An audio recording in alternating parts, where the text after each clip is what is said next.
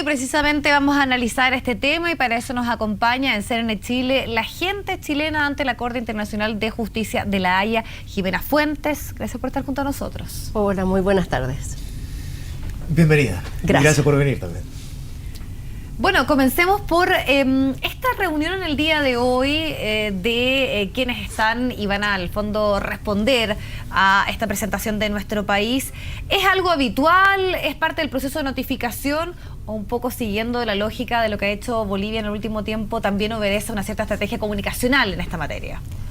Bueno, ciertamente los países están en su legítimo derecho, ¿verdad?, de juntarse, reunirse, conversar, hacer reuniones sobre los casos judiciales que tienen pendientes, así es que en eso no hay nada raro. Ahora sí, Bolivia, ¿verdad?, ha puesto un énfasis muy grande en todo lo que es comunicacional, entonces también se inserta dentro de eso. Sí, a propósito del manejo comunicacional, ya sabemos que a partir de la demanda marítima, Chile se vio un poco sobrepasado en ese plano por las declaraciones constantes del presidente Evo Morales. Se hicieron cambios al respecto. Incluso en algún momento yo le preguntaba a algún parlamentario respecto al viaje que se está planificando para ir precisamente hacia el río Silala, que es una maniobra que bien podría parecerse a lo que ha hecho ya el propio presidente Morales.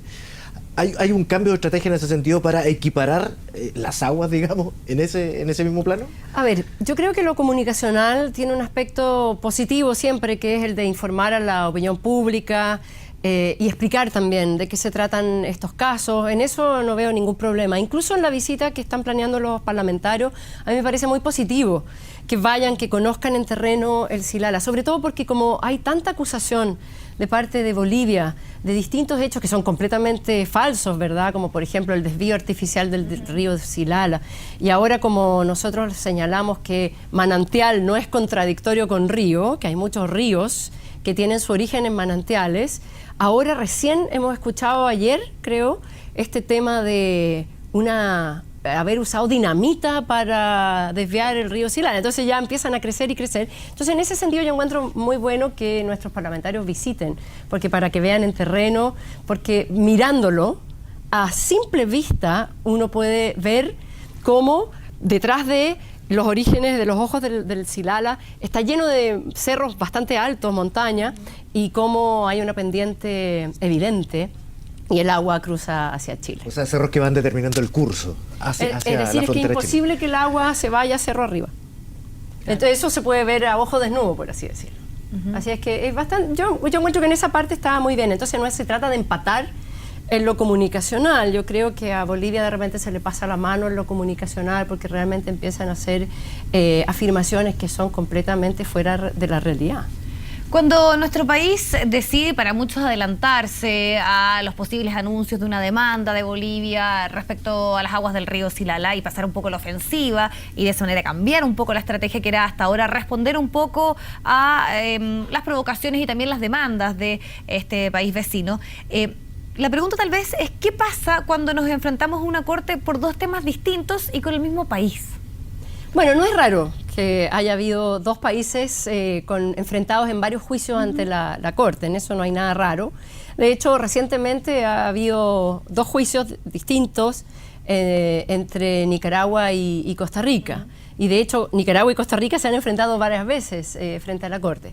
Así que bueno, ahora lo que pasa en nuestro caso Silala es que, ¿verdad?, está esta citación para una primera reunión con el presidente de la Corte el día 23 de junio, que es jueves, no es para que las partes se pongan de acuerdo en las fechas, sino que simplemente para escuchar a las partes, porque la decisión le corresponde a la Corte, ¿ya? Entonces se escucha a las partes, se escucha a los agentes del demandante y del demandado, y luego la Corte decide sobre el cronograma que va a tener este juicio.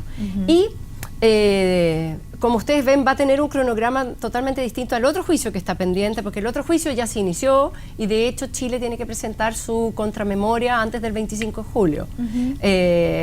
Y eso quiere decir que ya va bastante adelantado ese caso.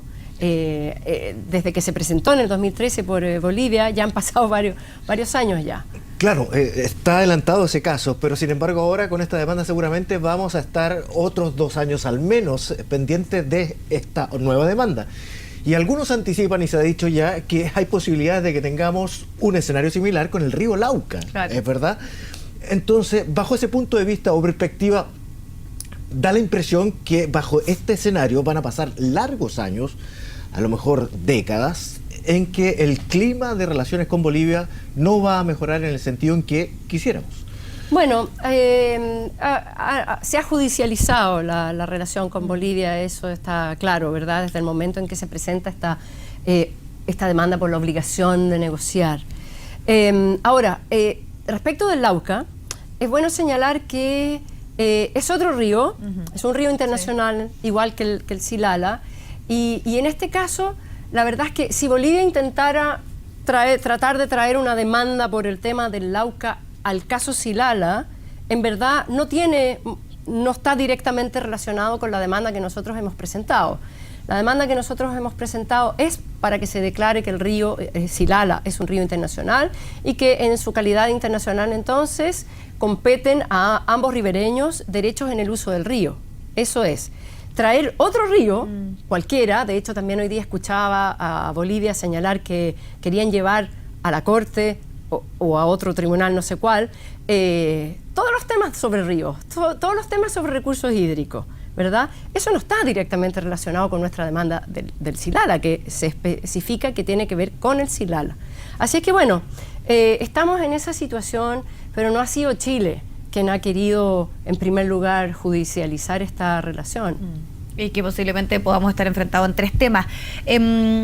Hacía una reflexión interesante que tiene que ver con la diferencia que puede haber en esta solicitud de nuestro país con respecto al uso de las aguas del río Silala, versus un poco lo que sucede con la demanda boliviana, que es que le pide a la Corte que diga que nuestro país se tiene que sentar a negociar.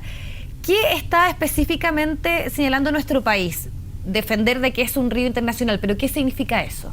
Bueno, el río Silala es un río internacional. ¿Qué quiere decir un río internacional? Que cruza por el territorio de 2 o más estados.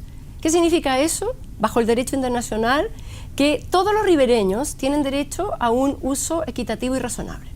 Y a mí me llama profundamente la atención que Bolivia, respecto de todos los recursos hídricos que ha mencionado como recursos hídricos compartidos, nunca habla de la regla del uso equitativo y razonable, que es la regla que hoy día el derecho internacional establece para regular el uso.